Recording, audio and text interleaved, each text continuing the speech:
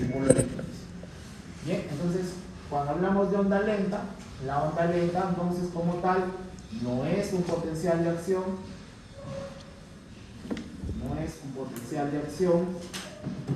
pero permite desencadenarlo.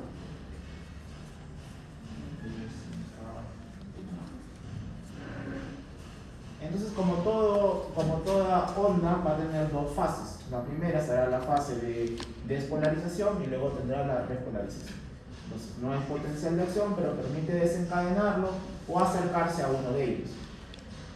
Entonces, se produce porque hay una despolarización.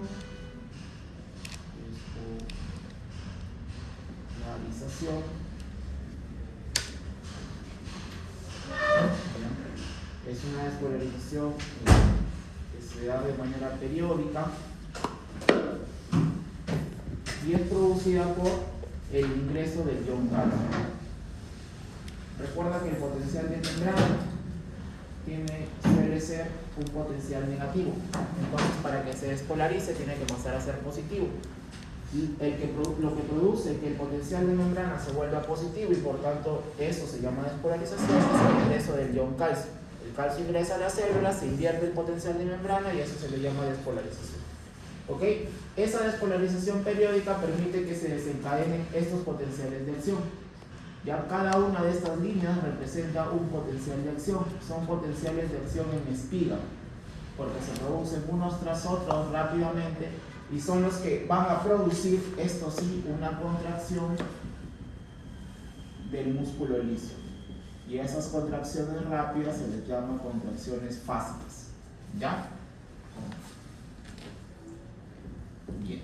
Una vez que ya se produjeron una serie de contracciones fásicas, ahora tiene que pasar a una fase de relajación y ahora ya se va a producir una repolarización. Esa repolarización es gracias a ion, a la salida del ion potasio, ¿verdad? Y eso va a hacer que nuevamente se pierdan cargas positivas y por tanto el potencial de membrana vuelve a ser negativo, por tanto polarizado. Entonces todo esto de acá que estoy señalando vendría a ser la onda lenta, ¿ya?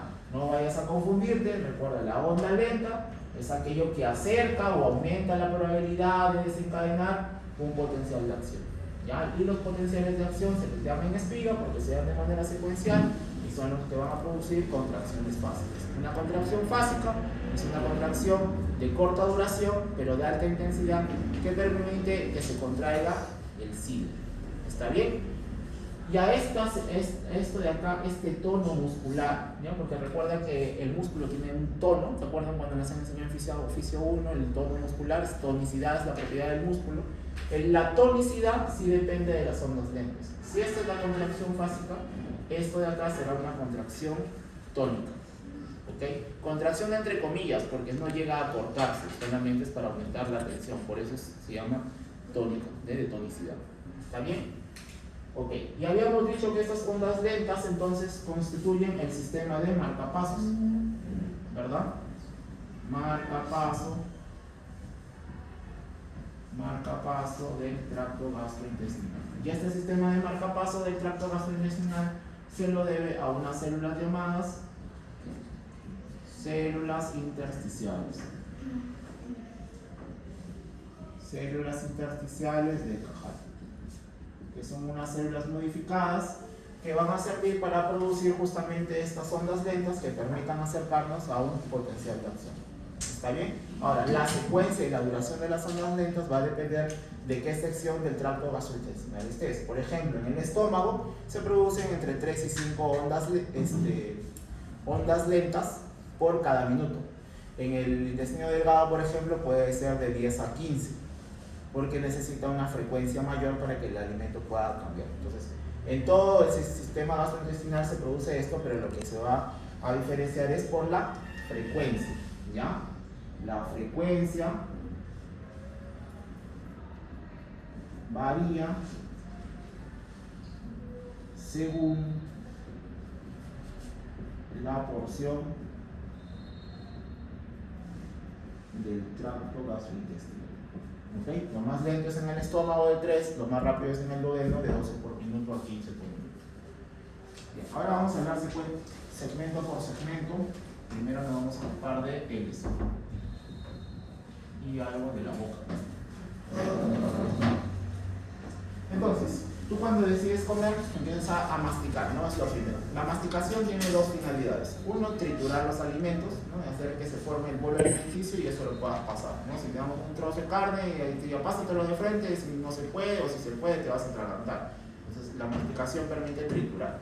Y habíamos dicho que una de las funciones básicas del sistema digestivo es la digestión justamente. ¿Y qué era la digestión? Era la serie de procesos físicos y químicos que llevan a que los alimentos se conviertan en partículas absorbibles.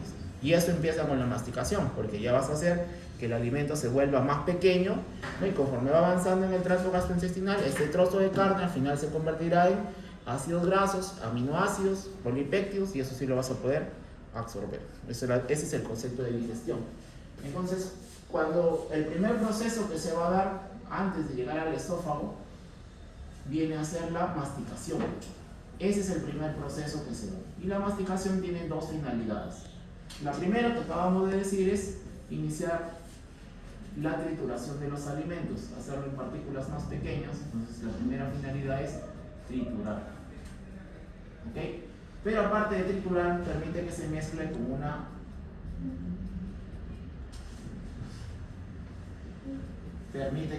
con la primera secreción del tubo digestivo que se llama la saliva. ¿Okay? Esa salivación, vamos a ponerle acá, lubricación, gracias a la saliva. La lubricación del bolo alimenticio es importante porque si no fuera lubricado no podría resbalar y rasparía cuando pasa por el esófago y sería difícil de deglutir. Entonces la saliva permite justamente que el bolo se haga un poco más fácil de pasar. A veces has estado deshidratado, por ejemplo, has tratado de pasar algo, has estado con frío o algo y está deshidratada tu garganta, es incómodo pasar, ¿no? Esa dificultad que sientes cuando pasas un alimento, el término médico se llama disfagia, ¿ya? La dificultad para pasar los alimentos, para deglutir, se llama disfagia. Y si te duele, se llama odinofagia, ¿ya? Tienes que ir aprendiendo ya términos médicos. Disfagia es dificultad para deglutir, odinofagia es dolor al deglutir, ¿ya? Entonces, la masticación permite dos procesos. Uno, triturar los alimentos y dos, la lubricación mediante la saliva. ¿Ya? Además, la saliva ya contiene unas enzimas que inician la digestión. ¿Ya? La saliva contiene enzimas. Eso lo vamos a ver la semana siguiente. Esas enzimas, por ejemplo, son la tialina salival. Ejemplo de enzimas que están en la saliva tenemos la tialina. Y la tialina no es otra cosa que la amilasa salival.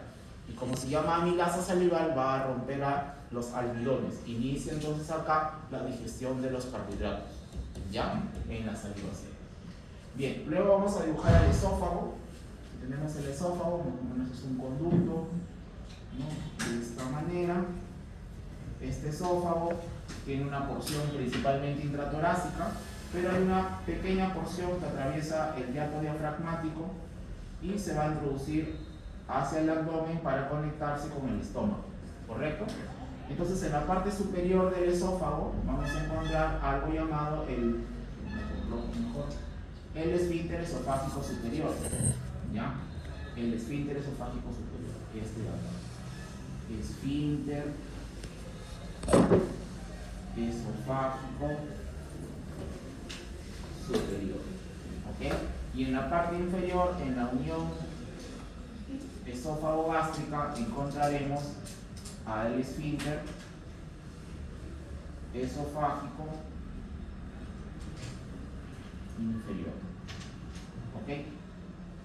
Bien, entonces, si ya tenemos a la masticación, el siguiente proceso ya es un proceso consciente en el cual tú decides que la comida pase, y a ese siguiente proceso se le llama deglución. La deglución es un reflejo. Cuando tú lo tienes en la boca, yo te pido que no lo pases, tú lo haces conscientemente y lo puedes seguir masticando ahí indefinidamente. Pero hay un punto en el cual tú ya lo llevas hacia atrás, donde ya deja de ser voluntario, ya no lo puedes controlar, simplemente sigue. Y es que la deglución es un reflejo, ¿ya? La deglución es un reflejo. Y como es un reflejo, va a estar controlado por una porción del sistema nervioso central. Y el centro de la deglución se encuentra en el bulbo raquídeo. Su centro nervioso viene a ser el bulbo raquídeo. ¿Dónde está el bulbo raquídeo? ¿O parte de qué es? La verdad que ustedes les enseñan fisio. No, neuro todavía el otro ciclo, ¿no? O ya están llevando a la par. ¿Seguro? Bueno, el centro nervioso de la deglución es el bulbo raquídeo. También es el centro cardiorrespiratorio, también es el centro de la tos, del estornudo. Ya tiene varias funciones. El bulbo raquídeo es lo primero que sigue inmediatamente después de la médula espinal. Que es médula espinal, sigue el bulbo raquídeo, luego sigue la protuberancia, el mesencéfalo, el diencéfalo, y de ahí recién llegas al telencéfalo, que es el cerebro en sí mismo. Entonces, el bulbo raquídeo es el centro nervioso de la deglución, también de la tos, también del estornudo, también de la respiración, también del latido cardíaco. ¿Ya? Por eso se le conoce como el centro de los reflejos vitales. ¿Ya? Bien, entonces el bulbo raquídeo es el centro nervioso de la deglución.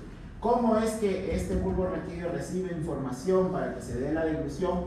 Entonces, cuando tú ya pasas la comida hacia la parte posterior, esa zona está inervada por pares craneales. ¿Qué pares craneales? El 10 y el 9.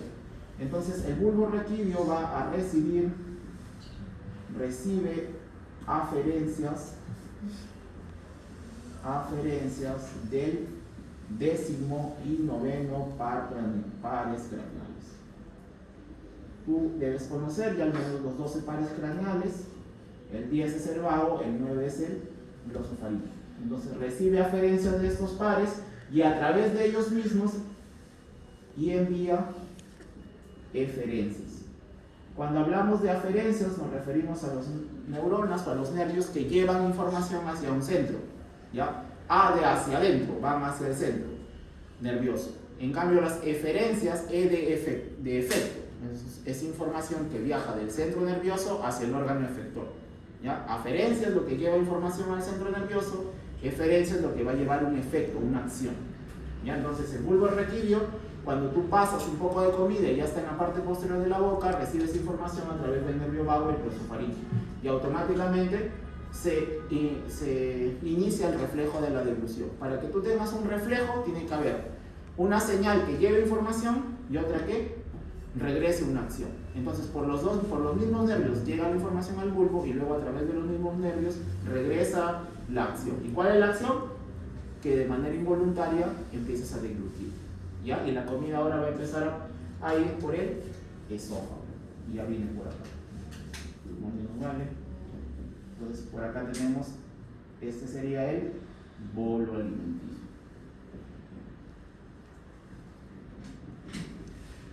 Bien, ahora, para que se dé la deglución, tiene que haber unos pasos, ¿ya? La deglución requiere que se den algunos pasos.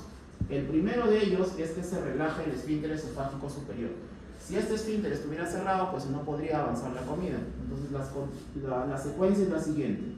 Primero relajación del esfínter esofágico superior. Una vez que ya se relajó el esfínter esofágico superior, necesitas también que se inhiba la respiración. Se inhibe la respiración. ¿Por qué se debe inhibir la respiración? Porque la vía aérea, la tráquea, la laringe y la tráquea son anteriores y el esófago está en la parte posterior. O sea que si esta es la tráquea, el esófago está detrás de él. Entonces están ahí nomás. La comida llega acá, tiene dos caminos. O se va hacia la parte anterior, hacia la laringe y luego hacia la tráquea, y sería el pulmón, y eso es una catástrofe. O se va hacia la vía digestiva. Lo correcto es pues que se vaya a la vía digestiva. Entonces necesitas por un momento inhibir la respiración. Cuando tú inhibes la respiración, se cierra el espacio entre las cuerdas vocales. Y ese espacio entre las cuerdas vocales se llama glotis. Entonces se inhibe la respiración y inmediatamente se cierra la glotis.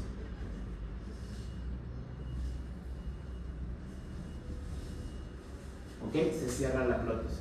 Y una vez que se cierra la glotis, ahí recién el bolo alimenticio puede pasar a través del reflejo de la dilución de la boca hacia el esófago, sin el temor de que se vaya a la vía respiratoria. De ahí que tu mamá cuando eras niño siempre te regañaba porque decía que no hables con la boca abierta. Entonces tu mamá no había, aunque de repente sí, de repente es médico, pero si no, ella no sabía eso del reflejo pero lo entendía. Es verdad, pues si estás hablando y comiendo a la vez, le manda señales contradictorias. Pues estás respirando, porque para hablar el aire tiene que fluir, entonces eso tienes que respirar. Y segundo, estás deglutiendo. Entonces se cierra, se abre, se cierra, se abre, se cierra, se abre. En una de esas fases se confunde y la comida se mete hacia el sistema respiratorio. ¿Ya? Eso se llama aspirarse, broncoaspiración. ¿Se entiende entonces cuáles son las condiciones para eso? Bien, entonces una vez que ya pasó, el bolo alimenticio tiene que ir por acá, ¿no? Entonces el bolo alimenticio avanza. Pues por acá nuevamente vamos a hablar ya del esófago en sí mismo. Lo primero que hay acá también tiene que haber obviamente una relajación del esfínter esofágico superior. Inmediatamente después de la relajación del esfínter tiene que haber una contracción del mismo. ¿Por qué se tiene que contraer después de haberse relajado? Por lógica. Esto dejó que pase la comida. ¿Y ahora por qué se vuelve a cerrar inmediatamente? Para evitar la regurgitación, ¿no? Para que la comida no se vaya otra vez hacia arriba. Entonces se relaja para dejar pasar el bolo, pero luego se contrae inmediatamente para evitar la regurgitación. Por ahí en algún libro de anatomía sobre todo vas a leer que el esfínter esofágico superior no es realmente un esfínter. Un esfínter es un músculo liso, ¿ya? Hoy también puede ser estriado, que en sí mismo es un músculo o es parte de la pared de un órgano. En cambio el esfínter esofágico superior son varios músculos ahí que cuando se contraen hacen la manera de esfínter, pero no es uno solo, ¿no? Por eso en algunos libros te hacen esa aclaración, ¿ya? Entonces primero tenemos relajación, luego tenemos contracción, luego ya tenemos el peristaltismo, ¿no? Peristaltismo, ¿no? Que ya tú has aprendido que el peristaltismo es pues el movimiento que permite el avance del bolo alimenticio, ¿no? Y el peristaltismo tiene dos componentes, que va a tener una zona de contracción proximal, o sea, proximal ¿a quién? Al bolo. O sea que si el bolo viene avanzando por acá, aquí se tiene que contraer y aquí se tiene que relajar. Acá es contracción y acá es relajación. De tal manera que va avanzando en este sentido, ¿ya? Entonces, contracción proximal al bolo más una relajación distal al bolo. Bien, y así va avanzando poco a poco.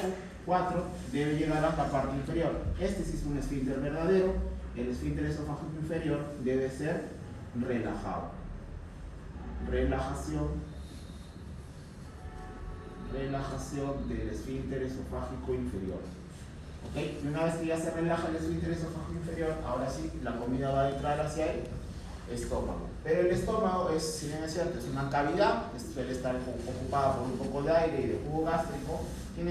Cuando la comida empieza a ingresar, tiene que distenderse, ¿ya? Entonces, 5. A ese proceso mediante el cual el estómago se distiende, se le llama una distensión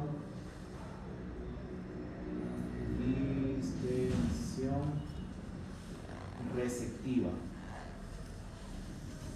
¿Ya? La distensión receptiva está mediada por, o mejor dicho, la realiza el estómago. Significa que tiene que relajarse para poder permitir el ingreso de comida hacia él.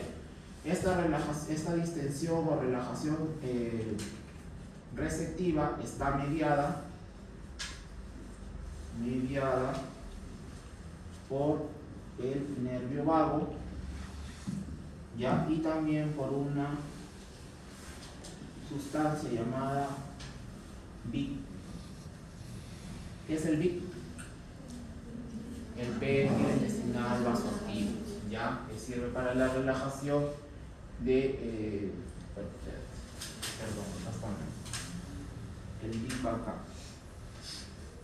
relajación acá. Acá es el big más el vago. Acá es el vago. ¿Ya? Bien, ahora vamos a hablar del estómago.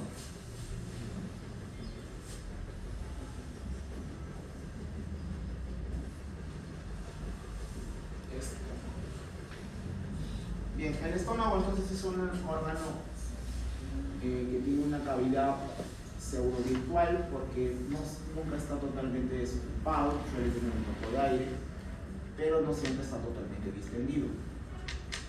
Entonces, el estómago tiene las siguientes partes. Acá tendríamos el esfínter esofágico superior, perdón, inferior, ¿no? Que es la unión gastroesofágica. Luego tenemos acá esta zona que se llama fundus, ¿verdad? Ese es el fondo. Luego tenemos esta parte que es el cuerpo. Bien, luego tenemos el antro y el píloro. Y hacia la parte inferior, lo que continuaría sería el duodeno, ¿verdad?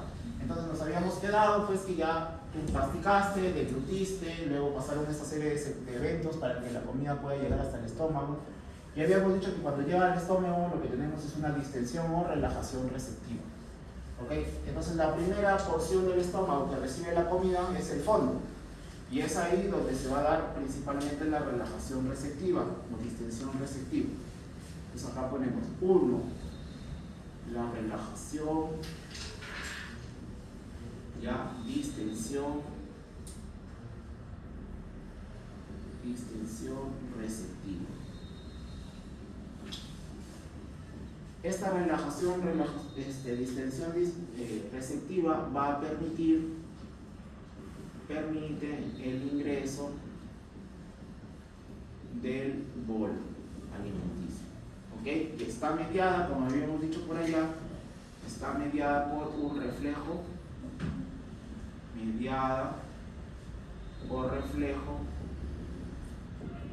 vago,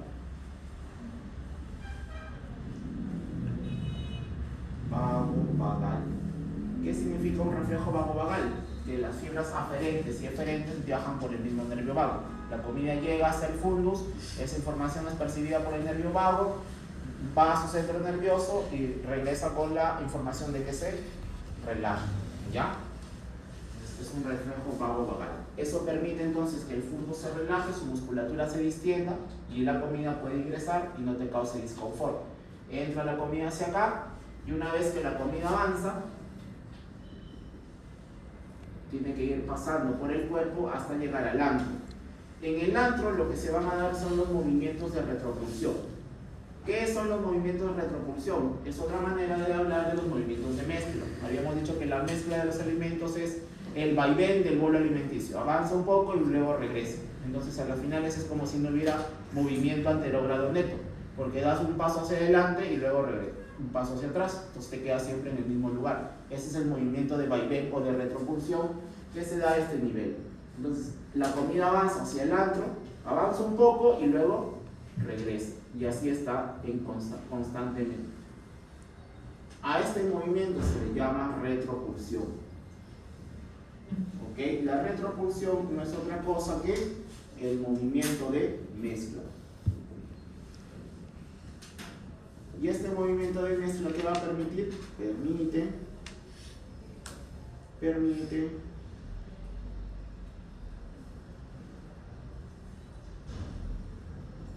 mezclar el bolo con los jugos gástricos. Y al mezclar el bolo con los jugos gástricos, eso hace que se dé la digestión. Porque ya en el estómago se van a empezar a digerir las proteínas cuando entran en contacto con el ácido clorhídrico y la pectina y el pectinol. ¿Está bien? Entonces, ¿qué es el movimiento de retropulsión? Viene a ser el movimiento de vaivén. ¿Ya? Que no es otra cosa que el movimiento de mezcla que ya está aprendido. Y una vez que ya está en esta zona, ahora tiene que pasar hacia el duodeno, que es la primera porción del intestino delgado. Pues por acá seguiría el duodeno. Para que pueda pasar hacia el duodeno, a ese proceso se le llama vaciamiento gástrico. Este proceso se llama el vaciamiento. ¿Qué es el vaciamiento entonces? Es el paso.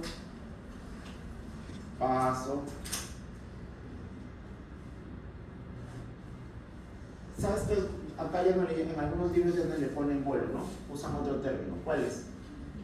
¿Quimo o kilo? Kilos. ¿Ya?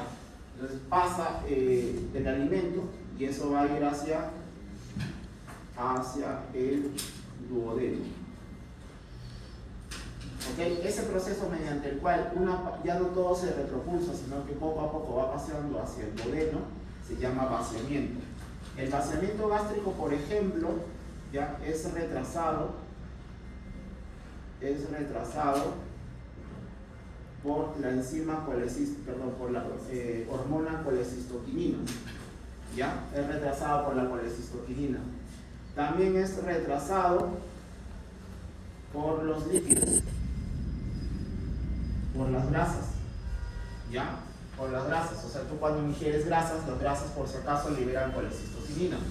¿Por qué? Porque para que las grasas se absorban requieren bilis. Y para que la bilis se libere requieren de CCK. Entonces cuando tú ingieres grasas, las grasas estimulan que se libere CCK y la CCK hace que se libere bilis y esa bilis hace que los lípidos se puedan absorber. Entonces, cuando tú ingieres comidas ricas en grasa, vas a liberar CCK. ¿Y la CCK qué hace? Retrasa el vaciamiento gástrico. ¿Ya?